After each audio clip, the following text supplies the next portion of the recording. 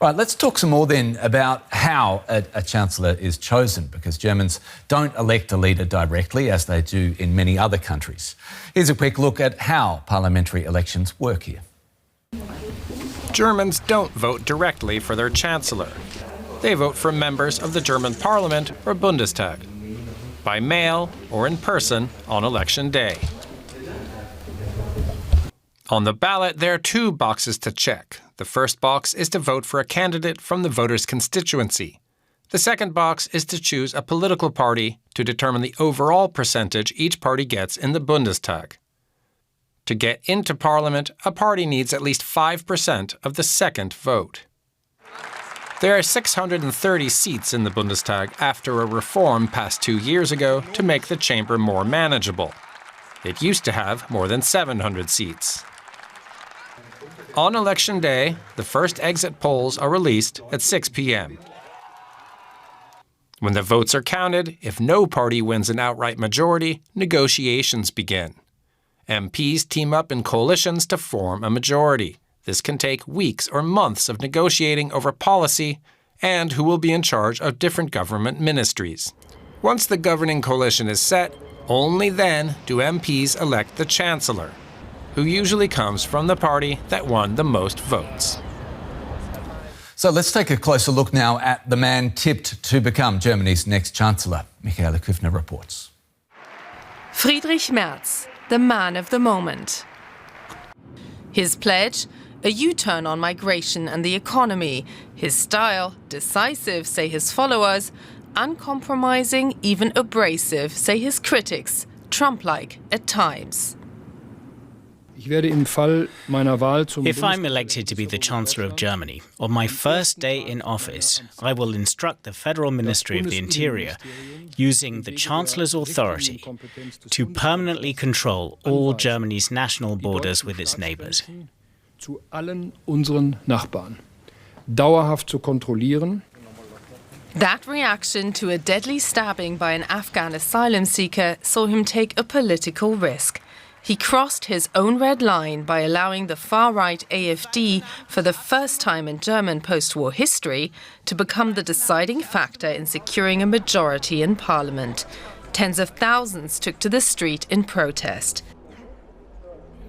Even Angela Merkel condemned his decision to accept AfD votes rather than seek compromise with other parties of the centre. From my point of view, even under difficult conditions, it should not come to the point where majorities are achieved with the help of the AfD. While Merz's political manoeuvre remained unpopular, his determination to act on migration struck a chord. Most Germans continued to believe his pledge to rule out any future cooperation with the far right. We will not cooperate with the party that calls itself the Alternative for Germany. Friedrich Merz is in many ways the opposite of Angela Merkel. Their parallel rise to the top of the conservative CDU party in the 90s and early 2000s turned into a political feud when Merkel beat him to become parliamentary party leader. Frustrated, Merz left politics altogether and made his fortune as a lawyer and board member for the American investment giant BlackRock, a career he sees as an asset. Critics fault him for his lack of experience in government. And Merz appears to feel most comfortable talking business. Addressing the global top brass of investors at the World Economic Forum in Davos, he left no doubt over his plans to reform Germany's welfare system. We have to bring our labor market in order. We have this special sort of subsidies for people who are not working called Bürgergeld, which is a big mistake. We will change the system. Throughout his campaign, Merz raised the alarm over the state of the German economy.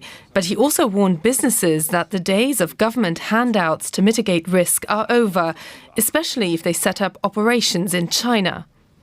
That's out of the question. Those who take deliberate risks and then expect the state to step in and nationalize the risk, we won't be doing that. Merz promises to redefine German leadership. While the outgoing administration shared Merkel's mantra of leading from behind, Merz vows to turn Germany from what he calls a sleeping to a leading middle power. The overarching maxim of a Conservative-led government will be, you can rely on Germany again. Merz's "Germany is back" message is widely expected to have a profound effect on Germany's policy on Ukraine. In contrast to Chancellor Scholz, Merz has signalled his willingness to send German Taurus cruise missiles that can hit targets inside Russia. Friedrich Merz's election victory will drastically change Germany's political outlook. But there are two factors that will determine how much he will be able to translate into action: who will become his coalition partner, and what Donald Trump will do next. The uncompromising Friedrich Merz will have to compromise fast.